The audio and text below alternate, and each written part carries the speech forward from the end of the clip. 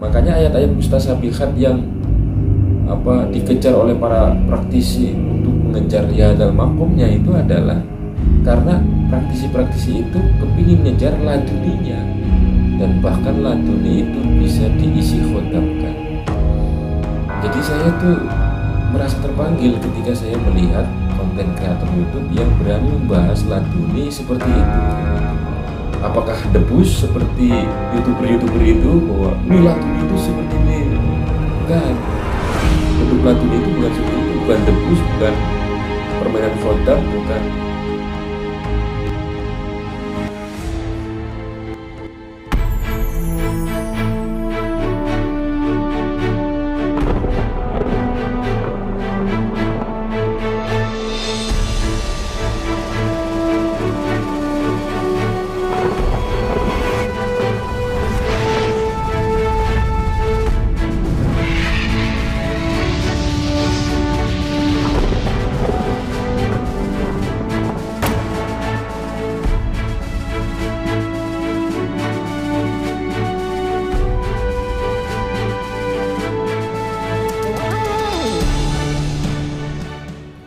Assalamualaikum warahmatullahi wabarakatuh. Assalamualaikum, salam, Om Swastiastu, Namo Buddhaya, Rahayu, Rahayu, Rahayu. Kembali lagi bersama saya Kang Lukman Insun, tentunya masih di Laksana TV ya teman-teman. Bagi kalian yang belum subscribe, kita minta dibantu kembangkan channel ini dengan cara subscribe, like, dan share ya teman-teman, sehingga teman-teman bisa mendapatkan kajian video berikutnya. Jadi subscribe itu gratis, subscribe itu adalah berlangganan. Jadi seandainya nanti ada kajian video terbaru dari channel ini, maka beranda YouTube-nya teman-teman akan mendapatkan pemberitahuan notifikasi bahwa Laksana TV telah mengupload video baru. Maka jangan lupa tekan tombol subscribe-nya di bawah.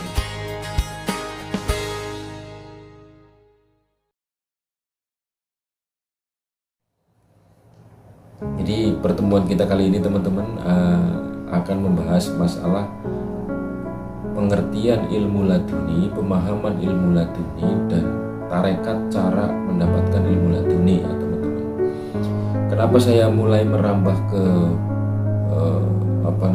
kajian bab masalah ilmu laduni itu? Sebab akhir-akhir ini itu saya sering mendapati konten kreator YouTube yang membahas tentang keilmuan laduni. Jadi yang saya dapati itu dari mereka teman-teman praktisi atau spiritual semua yang ada di YouTube itu, bahwa laduni itu bisa diajarkan, laduni itu bisa diwariskan, dan bahkan laduni itu bisa diisi khotamkan. Jadi saya tuh merasa terpanggil ketika saya melihat konten kreator YouTube yang berani membahas laduni seperti itu begitu. Lah memang kenapa Gus? Karena ilmu laduni itu tidak bisa diajarkan, ilmu laduni tidak bisa diturunkan, dan ilmu laduni tidak bisa diisi khotamkan seperti atau sesuai dengan mereka yang terlalu berani menjelaskan tentang perkara laduni itu. Tapi meskipun demikian, saya tidak punya niat sama sekali. Saya merasa paling bisa itu enggak gitu. Cuma saya didasarkan kepada niat bahwa berbagi saja begitu, berbagi pengetahuan, berbagi perjalanan spiritual yang pernah saya dapati dari guru-guru saya. Jadi Pak Ustadz Aden itu lulusan Tebu Ireng ya. Jadi saya mengaji kepada beliau itu sekitar tahun 2012, 2013, 2014 akhir. Nah itu saya kurang lebih sekitar 2,5 tahun saya ngaji kepada beliau. Mudah-mudahan Pak Ustadz nonton, karena terakhir saya ke padepokannya itu beliau sudah pulang kampung ya, ke Jawa Tengah, dan tidak bisa dilacak, nomor handphone nggak bisa dihubungi. Dan saya menanyakan kepada teman-teman satu angkatan di gunung sana itu, beliau mengatakan, Mas Mas Lukman, sudahlah jangan dicari, karena pesan terakhir dari guru kita, kelak kalau Mas Lukman datang ke sini mencari saya, titipkan salam hormat kepada beliau dan jangan dicari saya, nanti kelak kita akan ketemu di Mekah. Beliau bilang begitu. Lahumul Fatihah untuk Pak Ustadz Aden Fulan.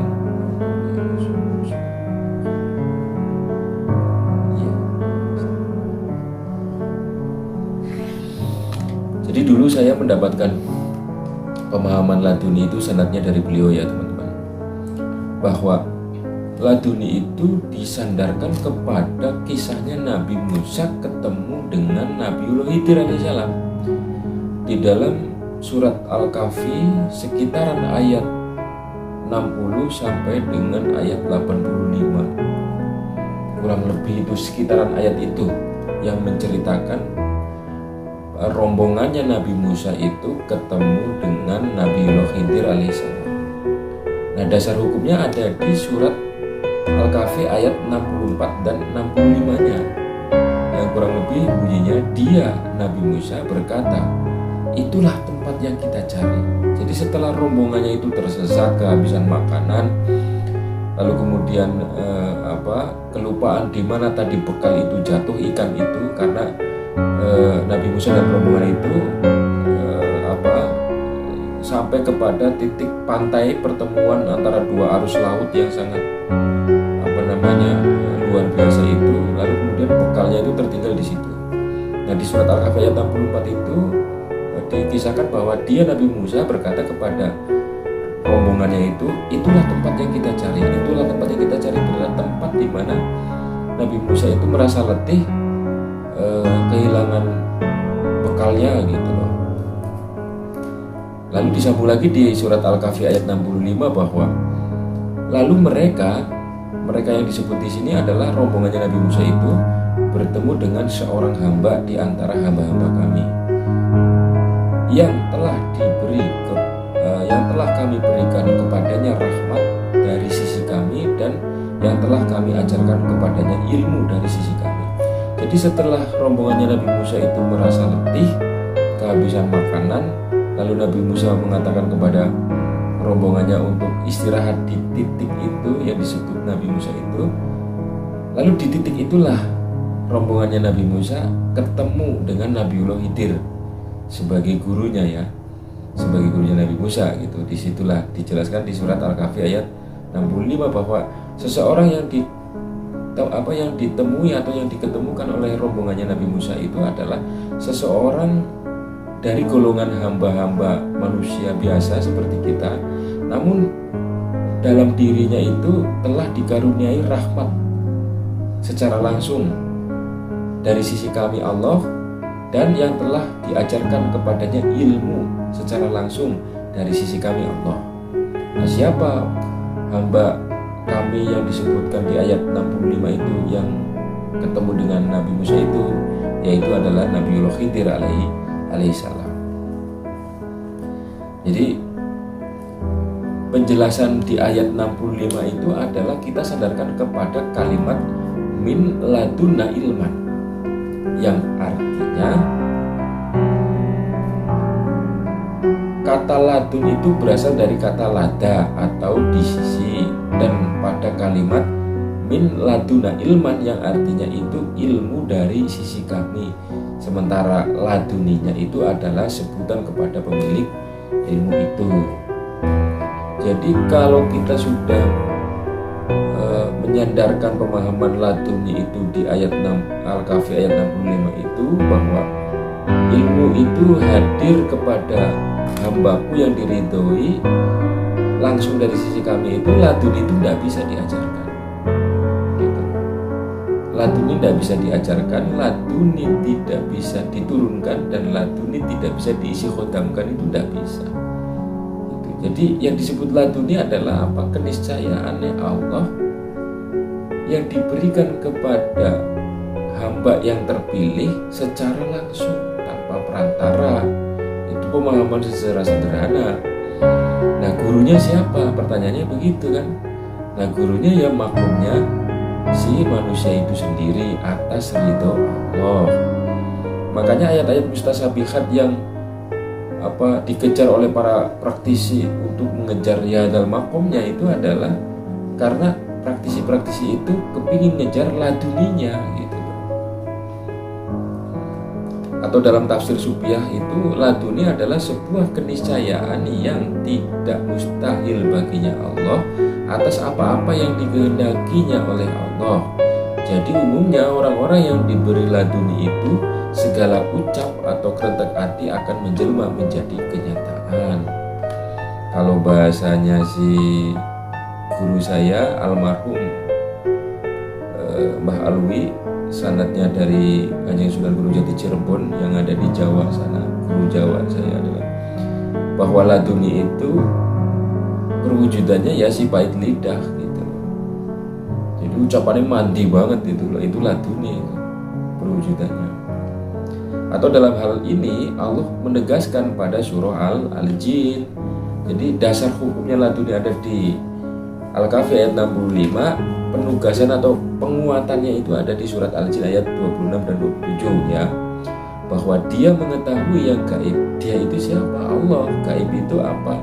Sesuatu perkara yang tak nampak tapi sifatnya tak terbatas. Itu gaib. Jadi dia mengetahui yang gaib, tetapi dia tidak memperlihatkan kepada siapapun tentang yang gaib itu kecuali kepada Rasul yang diridhoinya. Maka sesungguhnya dia mengadakan penjaga-penjaga di depan dan di belakangnya si Rasul itu, seseorang yang dipilihnya itu ya. Jadi di sini teman-teman sudah mulai sedikit ada pemahaman ya bahwa laduni itu sesuatu keilmuan yang diberikan oleh Allah secara langsung tanpa perantara kepada Rasulnya atau kepada seseorang yang diridhoinya. Sementara ada hadis Nabi yang mengatakan bahwa ulama itu adalah pewaris Nabi ya, atau wali itu pewaris Nabi. Yang disebut Rasul itu ya termasuk di dalamnya adalah ulama sebagai pewaris para Nabi. Maka tidak mustahil laduni itu bisa didapat oleh para ulama atau oleh para wali itu ya. Itu pemahaman secara sederhananya seperti itu. Jadi bukan ilmu laduni yang seperti di YouTube itu debus lah bahasanya gitu. Pengisian khotam laduni menurunkan ilmu laduni atau mengajarkan ilmu laduni itu tidak bisa gitu loh.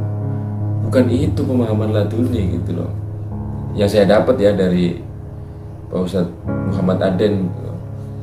Jadi di sini itu sangat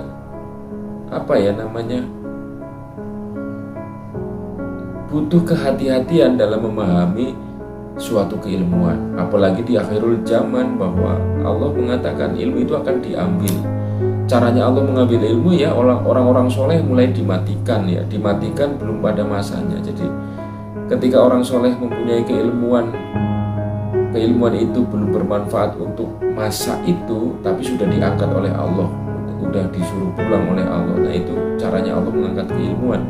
Makanya di akhirul zaman itu kita harus hati-hati dalam menimba ilmu ya, harus jelas gitu loh dasar hukumnya seperti apa, tafsirnya seperti apa, dan pemahamannya seperti apa. Bahkan sanad keilmuan itu diambil dari mana itu harus jelas gitu loh.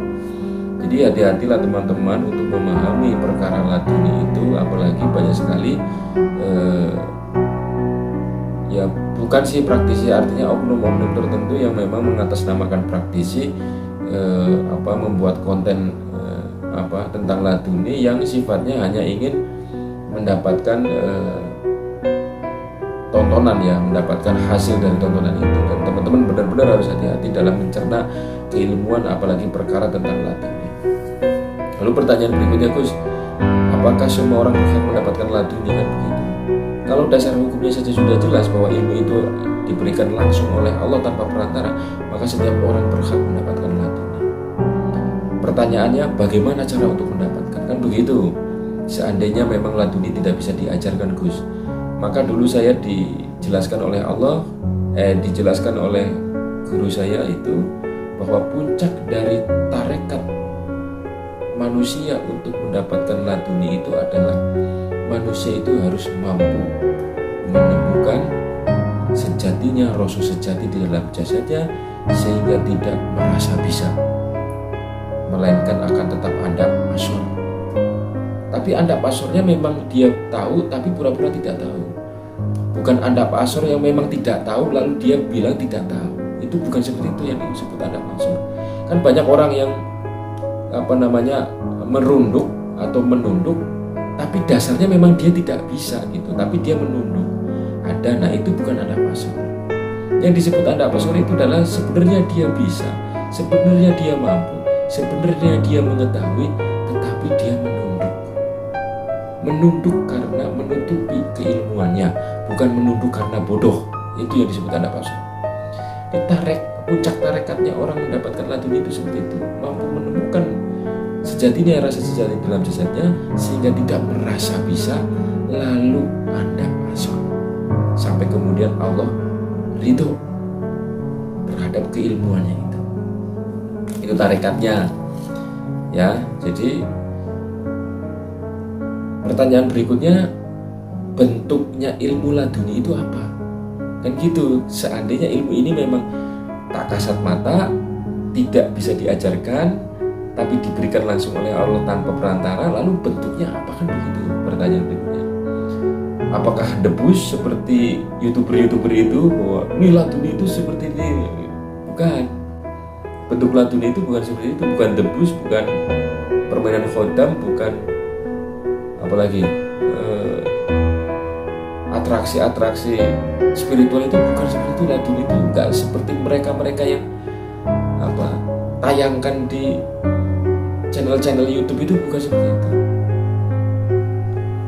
Yang saya dapat dari guru saya itu, bahwa bentuk dari ilmu laduni itu adalah yang si pahit lidah, segala ucapannya, segala kretek hatinya itu menjelma menjadi nyata. Itu bentuk dari ilmu laduni. Makanya orang-orang yang dititipi ilmu laduni itu cenderung pendiam, karena dia takut segala ucapannya itu akan menjelma menjadi nyata. Kenapa dia memilih diam? Karena dia itu menyadari bahwa segala persaksian dari pandangannya itu, segala persaksian dari ucapannya itu adalah wujud kepanjangan tangan Allah di semesta ini sebagai bentuk keseimbangan. Orang-orang laduni itu sadar betul seperti itu. Dan ulama-ulama kita tuh banyak yang mendapatkan karomah ilmu laduni. Makanya mereka ulama-ulama kasaf yang sudah pada tatanan usul itu memilih diam, itu mengkoreksi kemaslahatan itu pada waktu-waktu tertentu saja gitu. Karena orang-orang pemilik laduni itu takut ketika beliau mengucapkan sesuatu perkara dan menjadi kenyataan lalu tidak menjadi keseimbangannya semesta atau keseimbangannya kemaslahatan. Itu bentuk dari keilmuan laduni. Nah, ketika bentuknya saja sudah seperti itu, cara mendapatkannya aja seperti ini, terus jenis keilmuannya aja seperti itu, lalu manfaatnya apa? Kan pertanyaannya berikutnya seperti itu. Manfaat ilmu laduni bagi si pemiliknya. Maka saya dulu dijelaskan oleh guru saya itu ada beberapa manfaat ilmu laduni bagi pemiliknya itu ya, bahwa salah satunya adalah dapat memahami hikmah sebuah perkara yang terjadi. Jadi bagi orang pemilik laduni itu sangat mudah sekali memahami hikmah di balik takbir.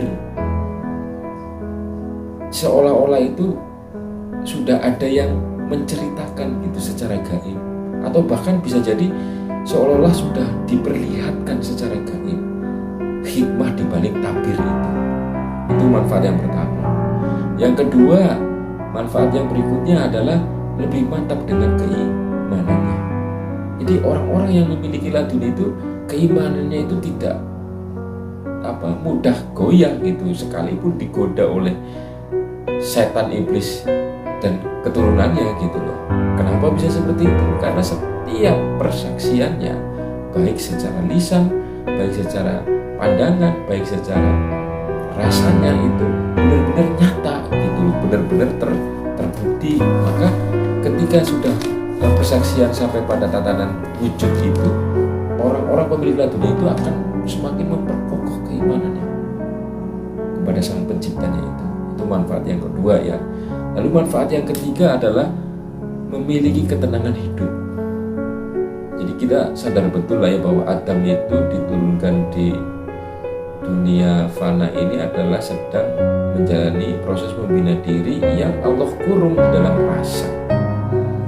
Tentunya ketika kita mengetahui bahwa kita sedang dikurung di dalam jasad ini dalam bentuk rasa itu, kehidupan pasti akan gelisah.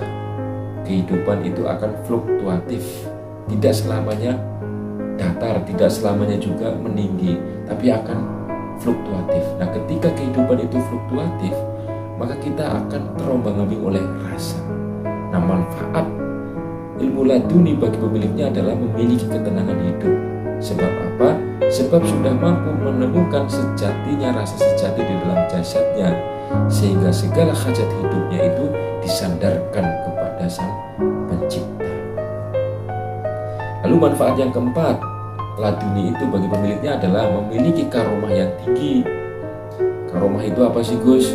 Karomah itu adalah sebuah keniscayaan yang mustahil bagi akal manusia, tetapi tidak bagi Allah. Nah, orang-orang laduni itu cenderung akan memiliki karomah yang tinggi, sehingga biasanya akan dimuliakan oleh masyarakat, akan dihormati, akan disegenin begitu. Itu manfaat yang keempat. Manfaat yang kelima, laduni bagi pemiliknya adalah menjadi pribadi yang bermanfaat untuk sesama. Karena apa?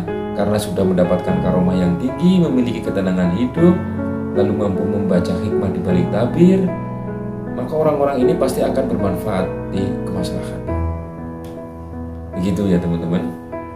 Jadi hati-hati bagi siapapun orang yang mengaku-ngaku memiliki ilmu laduni, mampu menerangkan mampu menurunkan ilmu laduni, bahkan sampai pada tatanan mampu mengisi khodamkan laduni itu. Hati-hati betul jika kita mendapati oknum-oknum orang-orang yang seperti itu ya teman-teman ya. Di akhir zaman, jadi kita benar-benar harus hati-hati. Kenapa kita harus hati-hati Gus? Dengan orang-orang yang seperti itu? Sebab Nabi sendiri pernah meriwayatkan ya kepada Aisyah radhiyallahu an, ketika Aisyah itu minta dijelaskan surat Ali Imran ayat 7, bahwa Kanjeng Nabi mengatakan, jika kamu Aisyah melihat orang-orang yang bermujahadah, mujahadah itu orang-orang yang berjuang melawan nafsunya, kepingin sakti. Kalau bahasa sekarang, mujahadah itu berarti bisa disamakan dengan kiasan orang-orang praktisi atau spiritual. Jadi Kanjeng Nabi nitip pesan kepada Aisyah, jika kamu melihat orang-orang praktisi spiritual, tentang itu di surat Ali Imran ayat 7, Aisyah sedang menanyakan tentang perkara laduni, yaitu orang-orang yang mencari takwin perihal ayat-ayat mustasabihat. Jadi ayat-ayat mustasabihat itu ayat-ayat yang menjelaskan tentang kegaiban, tapi tafsirnya masih samar-samar. Maka Nabi berpesan, maka itulah orang-orang yang dimaksud oleh Allah. Jadi orang-orang yang akan membuat huru-hara, membuat fitnah, karena tafsirnya masih samar-samar. Maka Nabi berpesan di sabda yang terakhirnya itu, jauhilah mereka.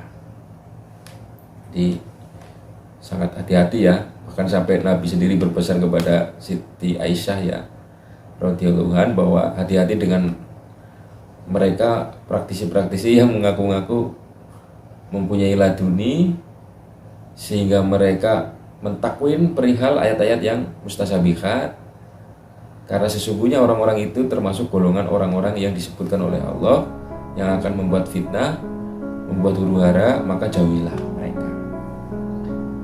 Jadi teman-teman di sini paham ya, sudah sangat jelas sekali dijelaskan ya, bahwa kita itu benar-benar harus bisa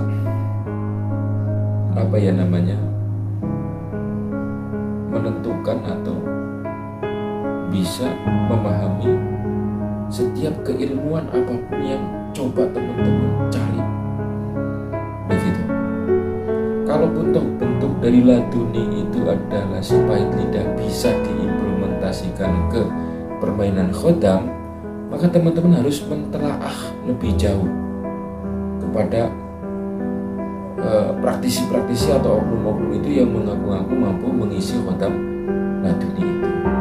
Seperti apa prosesnya dan apakah bisa selaras atau bisa sinkron dengan pemahaman atau tafsir atau dasar hukum dari hakikat laduni itu sendiri, sehingga nanti teman-teman nggak ditipu, teman-teman tidak terombang-ambing oleh si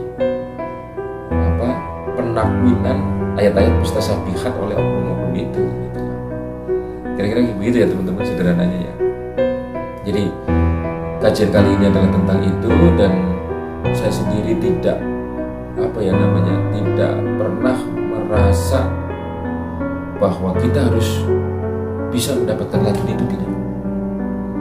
Karena Allah jelas sendiri mengatakan bahwa orang yang mendapatkan ilmu dari sisi kami secara langsung itu adalah orang-orang yang dipilih oleh Allah, orang-orang yang diridhoi oleh Allah. Jadi tugas kita adalah cuma bisa berusaha menjadi pribadi yang lebih baik dari sebelumnya. Perkara nanti Allah ridho atau tidak, kita sandarkan atau kita pasrahkan kepada Allah, karena Allah lebih mengetahui kapan waktu terbaik kita mendapatkan keilmuan itu. Jadi jangan maksa. Saya pernah menjelaskan atau pernah mengatakan di video sebelumnya bahwa belajar bab gaib itu tidak selesai sebulan 2 bulan. Seiring berjalannya usia, seiring berjalannya masa akhir balik, Allah itu melihat kesiapan, keikhlasan, kemanfaatan dari ilmu yang kita pelajari. Jadi kita jangan memaksakan gitu loh. Wah, aku udah belajar ilmu tasawuf kegaiban yang saya tujukan untuk membuka seluruh cakra kebatinan di dalam jasad sampai kepada tatanan laduni, kok sampai hari ini belum berhasil. Itu tolong jangan seperti itu. Nggak segampang itu belajar gaib gitu. Karena Allah melihat kesiapan, keikhlasan, dan kemanfaatan atas ilmu itu ketika sudah diridhoi Allah kepada jasad insun. Seperti itu teman-teman ya. Dan mudah-mudahan pembahasan singkat ini bermanfaat untuk kita, dan sehingga kita mampu menjadi pribadi yang lebih baik. Akhirul kalam, wabillahi taufiq wal hidayah. Wassalamualaikum warahmatullahi wabarakatuh. Rahayu kinasih buat semua. Tetaplah menjadi makhluk ciptaan dengan tidak melampaui kodrat sang penciptamu, agar sang penciptamu selalu ridho terhadap segala upaya yang kita kerjakan di muka bumi. Terima kasih.